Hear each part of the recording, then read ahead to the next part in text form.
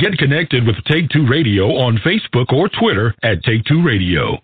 For email updates on future shows, follow at Blog Talk Radio. For previous episodes, upcoming guests, and more, visit TakeTwoRadio.com. Good afternoon, everyone, and welcome to Take Two Radio. I'm Pam, your host. And I don't know, it's 4 o'clock. Do I say afternoon or do I say evening? I think 5 o'clock may start evening time. But whatever. We're here. We're happy. Hi. David, are you with me? I am. I'm sorry about that. I got clicked off the first time. Got clicked off of They what? clicked me when you off. called in? Yeah. This is the second time I tried. So I said, okay, because, yeah, I didn't even see it. It doesn't even tell me the call dropped because usually it does. If we lose a caller, it'll say the call dropped, and it doesn't even show that. So it might be something on your end. But anyways, we're here. Yeah. We're happy. It's we're happy. a very cold day in Chicago. We went from 80 degrees yesterday to 50 degrees today. As a high, mind you, not as a low. Well, a 50-degree high. Yes.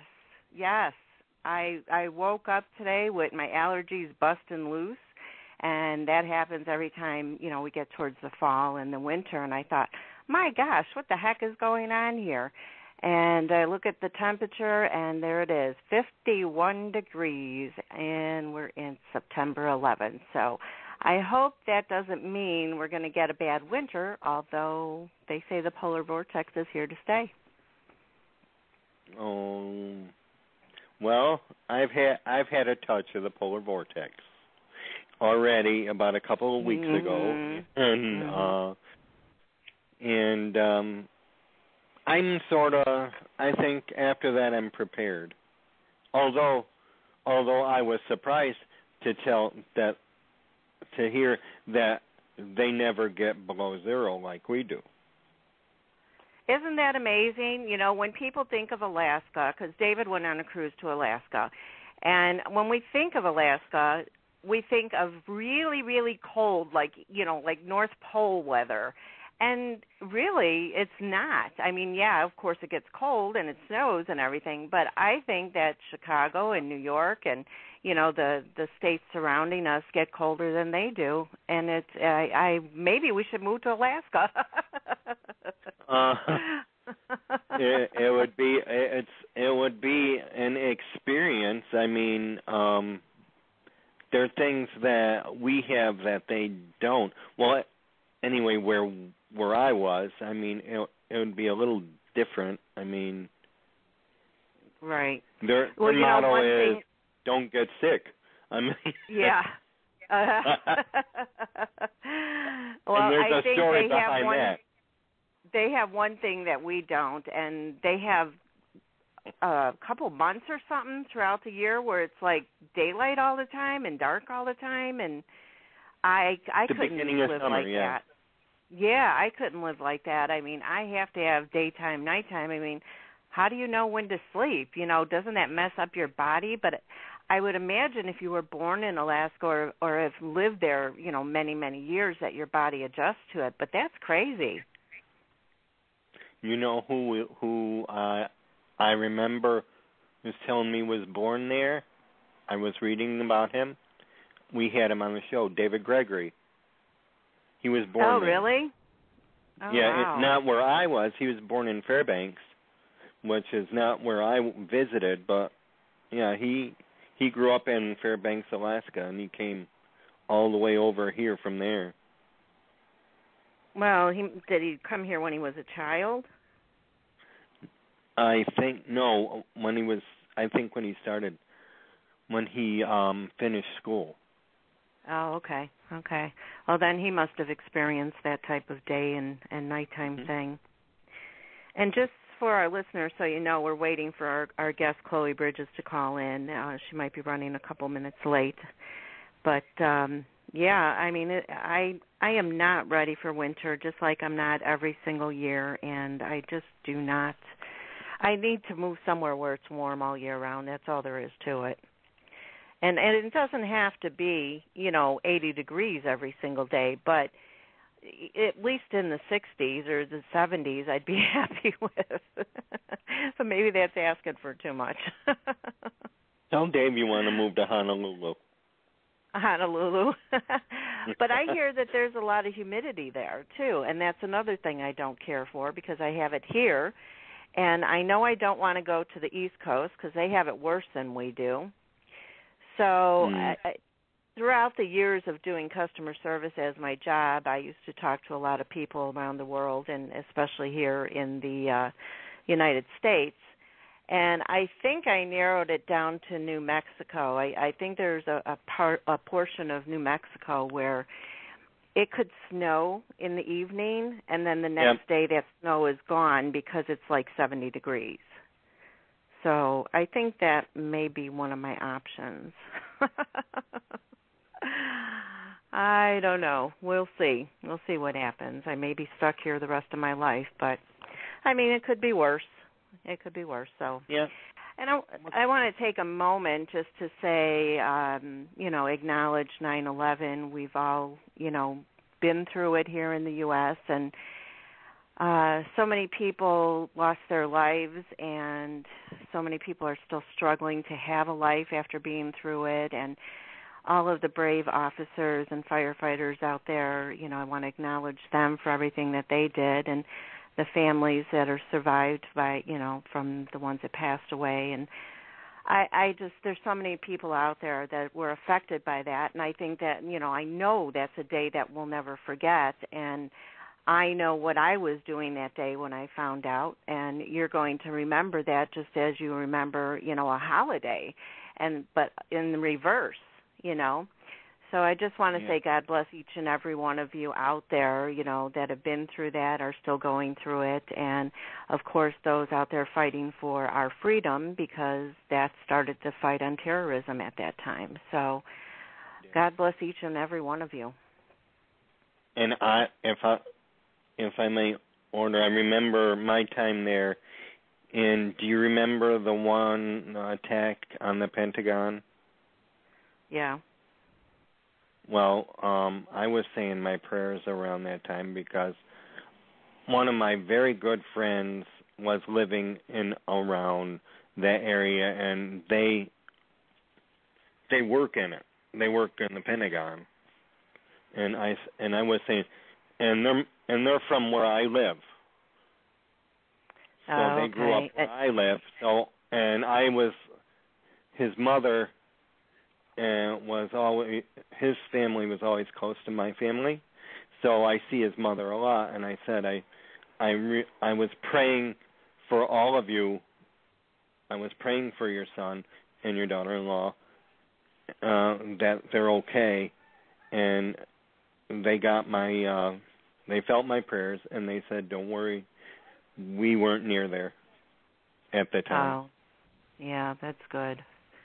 That's good. A lot of people lost their lives or became disabled in some way even after everything was done because they were trying to rescue people, or, they were overcome, or there was no way for them to get out, and it's just so sad. It's sad, and I'm happy to live in a country that we do, that is willing to fight for us and, take care of people like this that want to fight us and kill us and all the other stuff. It's just so sad that we live in that type of world.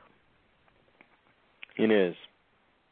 There's so many countries fighting right now, and we're getting involved in again, and I don't know, it just seems never ending. You always wish for peace in the world, but unfortunately I don't think that's ever going to happen. So we just have to pray for the people out there that are struggling and fighting.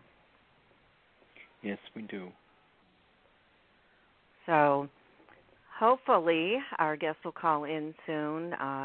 I think she might be on set or something because she only had limited times that she could call in. So maybe that's her hold-up, or who knows, phone problems. Maybe she's having phone issues. Is she like doing you the movie? Did. Is she on? I don't know because she only had certain times that she could call in. So I think that's maybe what it is. I know she, was probably busy. She's an actress. That's what they do. That's what they do.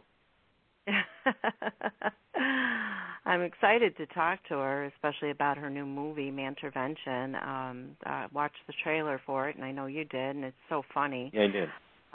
It is. Yeah, definitely, and it opens this weekend. So I'd advise all of you. It's going to open in select theaters and also on video on demand. So if you can catch it, I advise you to do it because it is funny. My type of movie. You know me with comedies. Mm-hmm. I just love them. And for our listeners, you can go to manterventionthemovie.com to see where it's opening this weekend, and then watch it on video on demand if you don't get it in your town or your city or wherever. If you go to that website, you can watch the trailer, see who else is in the movie. There's Nick Roux, and I hope I'm saying his name correctly. It's spelled Roux. So Nick Roux from Jane by Design and Pretty Little Liars, Travis Van Winkle from The Last Ship, Max Carver from Teen Wolf and The Leftovers, Mario Van Peebles from Alley in New Jack City, and so many others that you'll recognize too. I'm sure there'll be a few of the cast members you recognize. So, I think we might have our yes, guest. One moment. You do. Chloe, is that you? No, it's not. I am sorry to say. It's Gato, SCATENA, the producer of the movie. Oh, hi. How are you doing? Hi. I'm doing good. How are you two? We're doing well, thank you. Thanks Are you asking. calling in for her instead, or you're just calling in to join us? I am kind of calling in instead. We're definitely going to try and get her another time. Fortunately for her, she has class. She's going to Columbia University this year. So her class schedule majorly got in the way today, and it's been kind of difficult to wrestle with. But she's certainly bummed out. Apparently there was a necessary class or something that she had to sit in on, and it kind of came out of nowhere. Oh, okay. Well, we understand when things happen like that, so we'll have her on at another time. So you're the producer for Mantervention? One of them, yes. The few and the proud. Well, you want to tell us about the movie, tell our listeners about it and how it all came about and everything? Yeah. The movie really started after my business partner and I, we did a movie for Lifetime a couple of years ago, and our main investor had,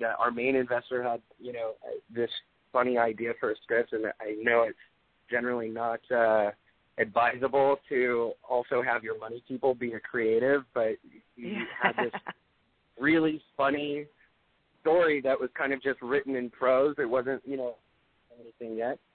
And when he finally fleshed out the screenplay, I kind of just couldn't stop laughing. So that was really it. I mean, when we read the first draft of the script, we just thought we have to make this movie. It's not like crazy creative. It's not a one of a kind. It's a familiar story that everybody's gone through. It's about the college student, this guy played by Nick Roux. He plays the character of Spencer. And Nick, you might know from like Jane by Design on ABC Family, the movie Lemonade Mouth. And his character just gets heartbroken, he gets dumped, and he sort of, just hibernates in his little man cave when he's on, break from school, and even his mother is worried about his, mental sanity. And his best friend, named Coke in the film, played by Travis Van Winkle, who's currently on TNT's The Last Ship, Coke comes in and puts him through an unorthodox Mantervention, albeit with some advice that's probably not the best advice to give.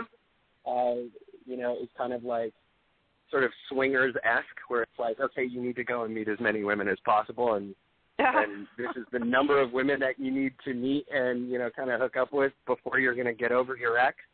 But in the process, Nick's character meets Chloe's character, and that's kind of, the new true love, the love at first sight. Or actually, in this case, it's more like love at second sight. You're right. Oh, yeah, definitely. Well, I think we have Nick. I think we have Nick Roux on the phone right now. Let me just go ahead and pick up this call. Sure. Hello. Nick, are you Hello? with us?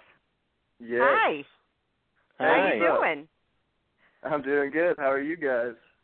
So we're great. This is turning into a completely different show here. What's up, Nick? It's Gato. What's up, man? How you doing, buddy? God. I just gave them the rundown on the story, and I heard the rundown. I liked your rundown. You did the rundown way better than I could do the rundown. I doubt it. But thank you for the kudos. Well, Nick, how did you end up on the movie?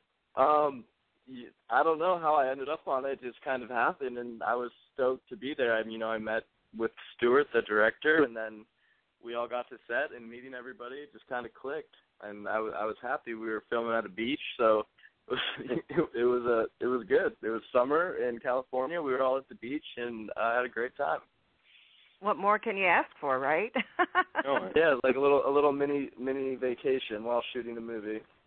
Right. Well, there's a lot of times that you guys do movies, and it's a summer movie, but it could be in the middle of winter somewhere, and then you got to go in the water, and you're freezing cold, and you can't show it. So It kind of worked out for you. Chloe, actually, in the movie, had to go in the water, and the water was, like, super, super cold, and we all felt so bad because the sun was going down, and she had to go in, like, 60 degree water because the water was not warm when we were doing it. Oh, my gosh. See, there you go. She had to look all sexy coming out of the water, and it was freezing cold. So, but she did a great job. So, kudos to her. Yeah, definitely. I think that shows the true talent of you guys when you can do things like that, because we never see how you're really feeling, when we're watching a movie we never or a see TV that part. show. Yeah, for sure. A little behind the scenes stuff. Right. Now, what can you say is the best part of your character? What do you love about playing him? I love him just because he's such a romantic. I have a friend that's very similar to him, and there's not a lot of guys that are like that out there that, wear their feelings, their heart on their sleeve and are very open with their feelings.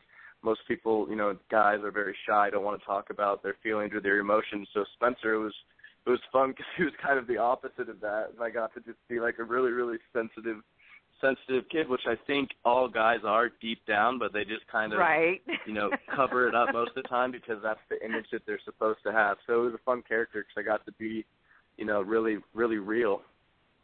Definitely. It was perfect for Nick too, because Nick is he's a really strong dramatic actor. I mean, we saw a bunch of his work before bringing him on board, and the smallest sort of little, emotions that might not really be projected on somebody else's face. Nick has this way where it could be like flaring his nostrils at kind of a funny moment. And there are a lot of moments in the movie that anticipating, we were certainly hoping for, but Nick really just killed it because, he's, like he said, he's the romantic, so out of, in a comedy, he's playing like the straight guy, and Travis Van Winkle's playing, the straight-up comedy, kind of like a Van Wilder character.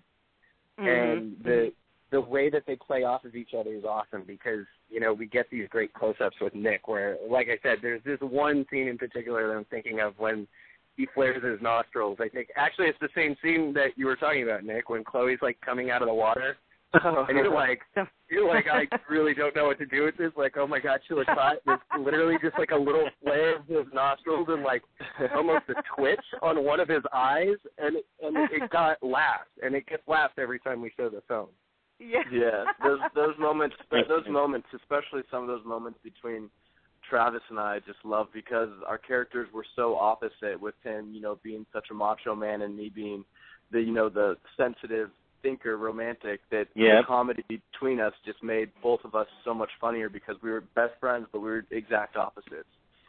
Yeah. But in the end, we we both just want love. So that's what it's all about. Now, what do you think is easier to play in a TV show or a movie or something, the straight guy or the funny guy?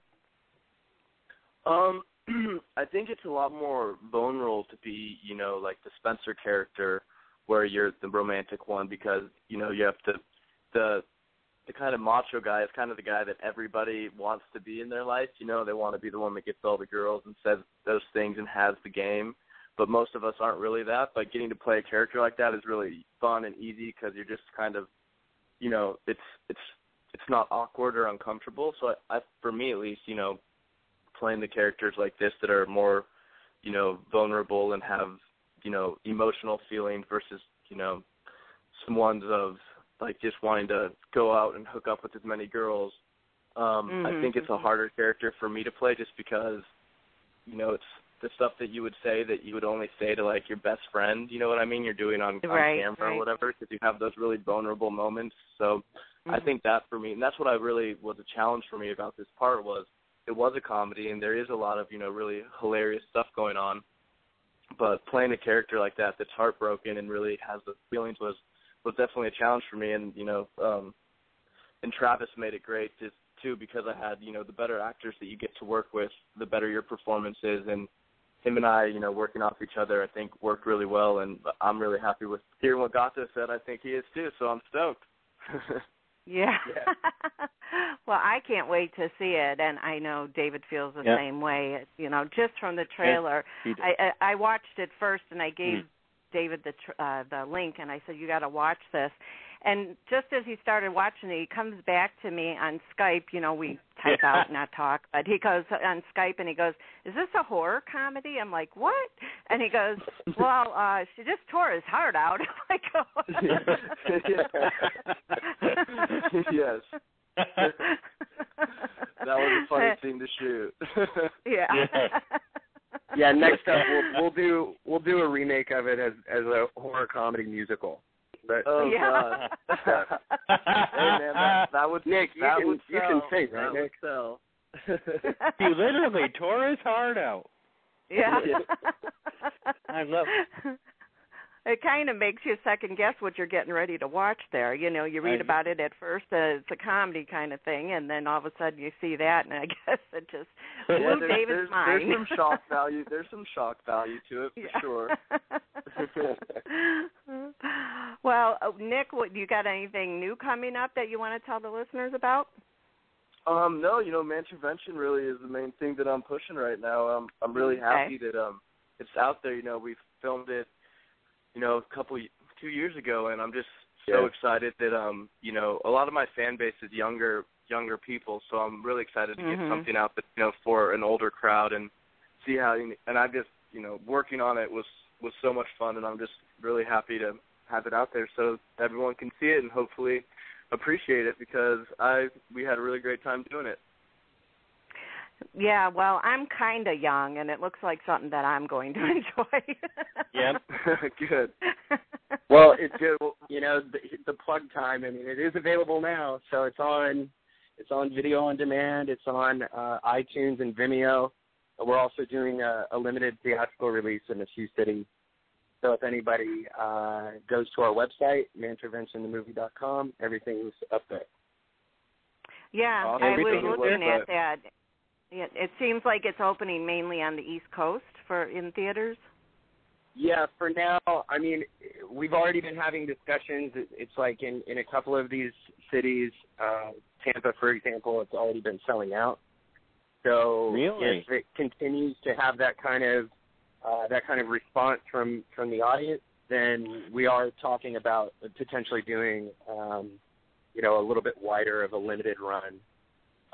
We were talking with AMC about, starting things off with like a 1-week run in a few cities. So if we see that there's some success here, then we're definitely open to going even wider. Wonderful. That sounds exciting. I'm in Chicago, so, kind of move it this way. I can't just, jump in my car and go to Atlanta. I'll do my best. I'm in best. upstate New York. Well, we will definitely do our best to get it to the major cities for sure. But like I said, it is available on demand right now. So if you've got digital cable, then wow. Yeah, definitely check it out on demand.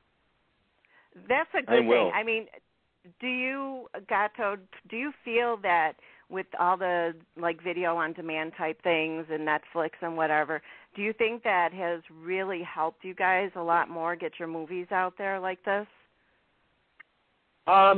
Yes and no.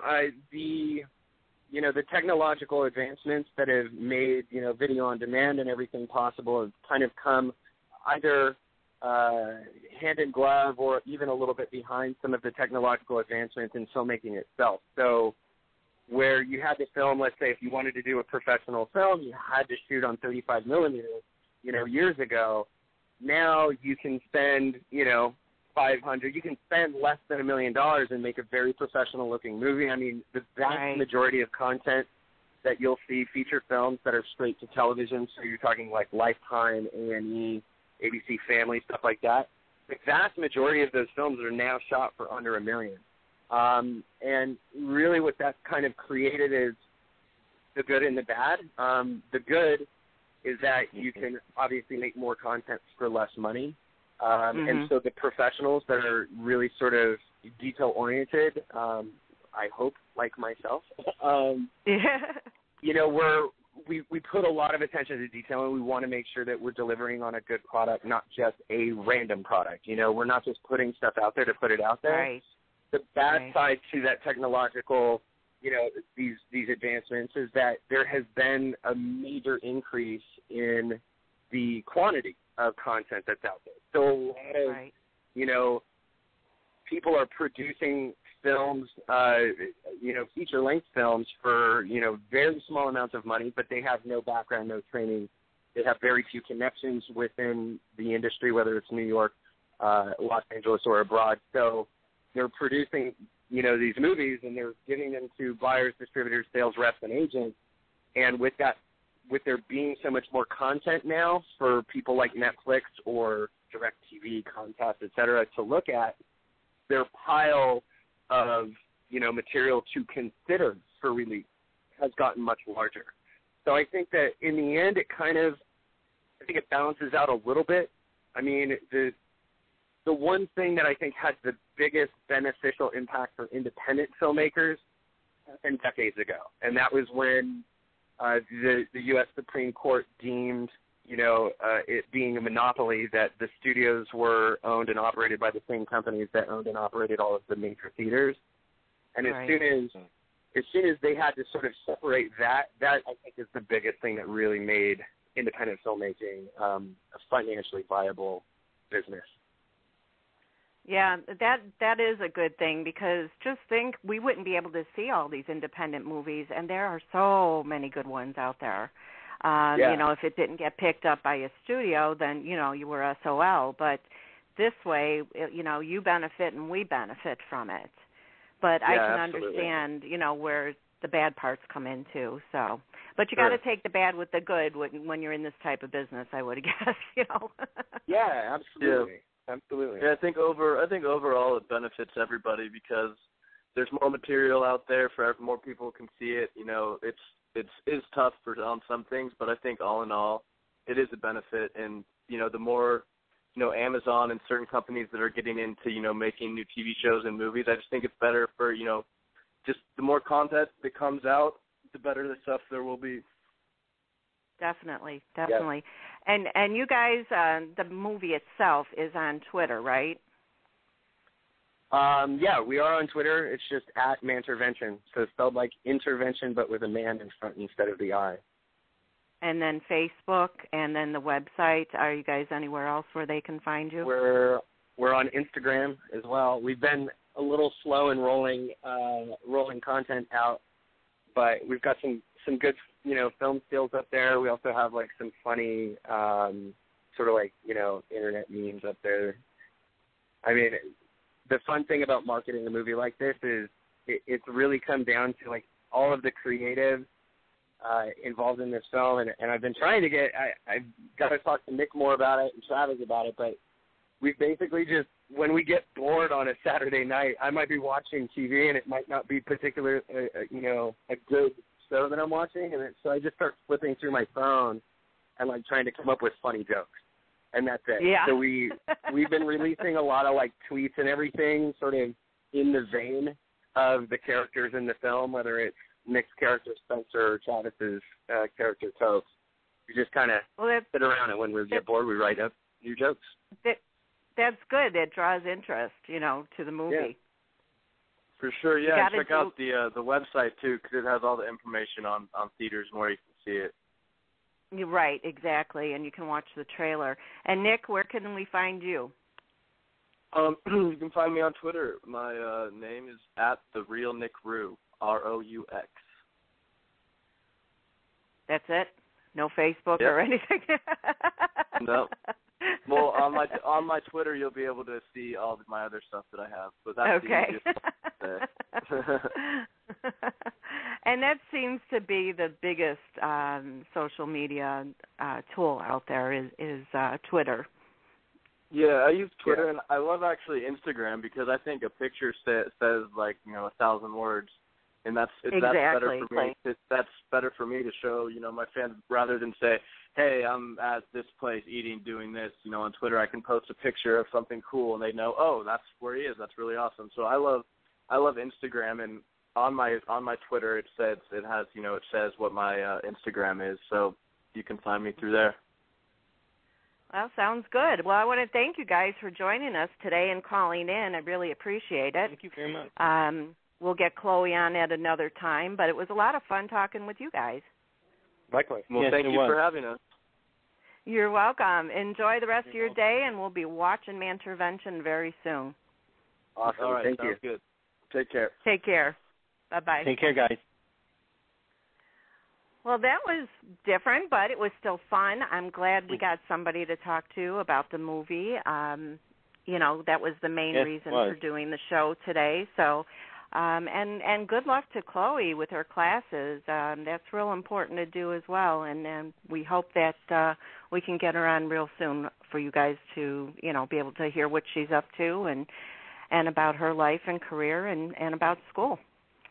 So, sorry it's a short show, but it was an informational show, and it was fun. And, David, thanks for joining me. You're very welcome. And I'd like to say something right out loud. I said, I am working with a truly professional woman here. She just rolls with the punches. I am so blessed to be working with you. Thank you so much. Oh, thank you. You kind of have to do that when you do this type of show. I know. I don't know if I could ever, do that. I'd be like, huh? I mean, you know what I'm talking about? I'm saying, she's not here. I'm going, she's not here. Now what do I do? Yeah, well, for our listeners, what David and I do, when we find out we're having a certain guest, we get questions together, so that way we're not just, winging it through the whole show, because you don't always remember everything that you want to say or you want to ask, and so we prepare ourselves and we do research and things like that. So when something like this happens, which thankfully I think this is the first time that's ever happened, as far as somebody else calling in. We've had a couple other times where a guest couldn't call because they were busy on set, but then we just ended the show. So, I can say thank you to my brain for being able to do this.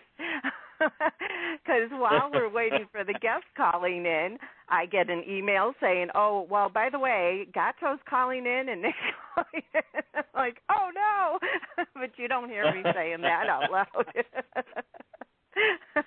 But thank you. I appreciate you saying that, David.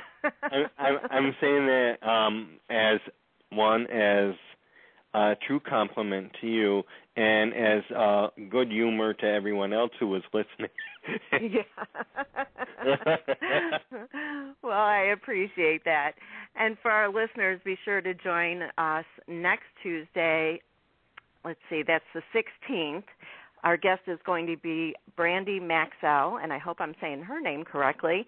But she's on the Hollywood Wives of L.A., and we'll be talking about that as well as her cancer that she had to go through and her infertility issues. And this month being Cancer Month, it's a real important thing to talk about and talk about how she got through it, how it was discovered, and everything like that. So we'll be talking with her at 8 p.m. Eastern Time, and my other co-host, Sabina, will be joining me at that time. So thanks, everybody. I hope you enjoyed the show, and we'll see you again next Tuesday. Take care, everybody, and thanks again, David.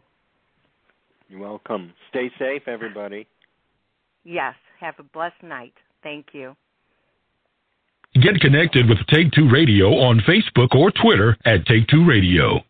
For email updates on future shows, follow at Blog Talk Radio. For previous episodes, upcoming guests, and more, visit TakeTwoRadio.com.